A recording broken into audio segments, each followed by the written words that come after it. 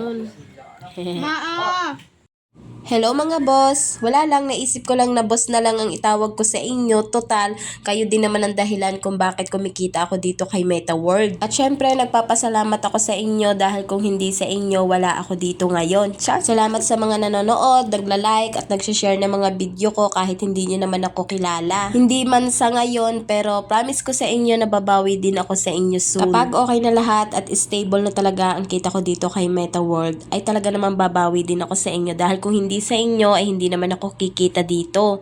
Hindi ko nga namamalaya na lumalaki na pala at dumadami na pala mga followers ko. Na dati-rate, humihiling lang ako na sana magkaroon ako ng 5,000 followers para ma-monetize ako. Ngayon, 76,000 followers na nga tayo at malapit-lapit na rin tayong mag 100k followers. Akalain mo yon, hindi naman tayo kilala, hindi naman tayo sikat, pero nagkakaroon tayo ng ganitong kadaming followers. Para sa akin, malaking bagay na yon at madami na talaga yun. Nakakatuwa lang na kahit pag ganito-ganito lang ako ay nakaka-inspire pa din ako ng iba dyan. At ang sarap talaga sa pakiramdam na kahit nasa bahay lang tayo ay kumikita tayo kahit hindi naman ganun kalaki. Kaya sa mga komamis dyan na gusto din pasukin itong pagbablog, naku, umpisahan nyo na ngayon na. Huwag nyong iisipin na walang nanonood sa inyo, walang nagfa-follow dahil nag-uumpisa naman talaga sa maliit. Kumbaga, enjoyin nyo lang yung parang kagaya ng normal na nagfe-Facebook lang kayo. Kagaya ko, ini-enjoy ko lang talaga at parang libangan ko na nga lang to, lalo na nandito lang naman ako sa bahay. O siya, hindi na nga related dito sa video mga sinasabi ko, kaya punta na tayo dito sa video. Char! 2 araw nga ako hindi nakapag-upload ng mini vlog. Paano ba naman sumama nga ang pakiramdam ko nung isang araw. Tapos kinagabihan, ayun na nga, tinatrangkaso na nga ako dahil may ubot sipon nga ako. At kung tatanungin nyo naman kung nagpapadede pa din ako kahit may sakit nga ako, opo, nagpapadede pa rin ako dahil as per pedya ay safe naman daw yun. Umiinom naman ako ng gamot tapos palagi nga ako nagsusuot ng face mask. At dahil nanay tayo, mabilis talaga tayong gagaling dahil hindi naman natin pwedeng patagalin sa katawan natin yung mga sakit na yan. At hindi talaga yung tatagal sa katawan natin dahil kahit may nararamdaman tayo ay kumikilos pa din tayo mga nanay, kaya pinapawisan talaga tayo. Tapos kaninang umaga nga ay niyakag ko ang asawa ko na maglomi kami dito sa Kellogg's Lomi House dito lang sa kalapit sa barangay namin. Maaga pa nga lang nagpunta na kami dito para nga mauna sana kami, pero pagdating namin ang dami na ngang tao at ang dami nang kumakain. Nakakatuwa nga kahit tagulang ang pwesto nila ay ang daming kumakain dahil masarap nga yung lomi nila. Tapos nga namin kumain sa Kellogg's Lomi House ay umuwi na din kami pagkatapos pinaliguan ko na nga ang aming bunsuhan. Pag uwi namin natutulog siya pero ginising ko nga muna siya bago ko nga pinaliguan. Nagkasipon nga din ang bunsuhan namin pero hindi naman ganun kalala at talaga naman to the rescue nga itong kamay ni Nanay Vaporub. Nirecommend nga lang to ng mga komamis ko dyan at talaga namang napaka-effective nga nito pati nga yung calming oil. At kung umabot ka nga sa video na to, pa-comment naman sa baba kung taga saan ka para malaman namin kung hanggang saan umabot ang video namin. Thanks!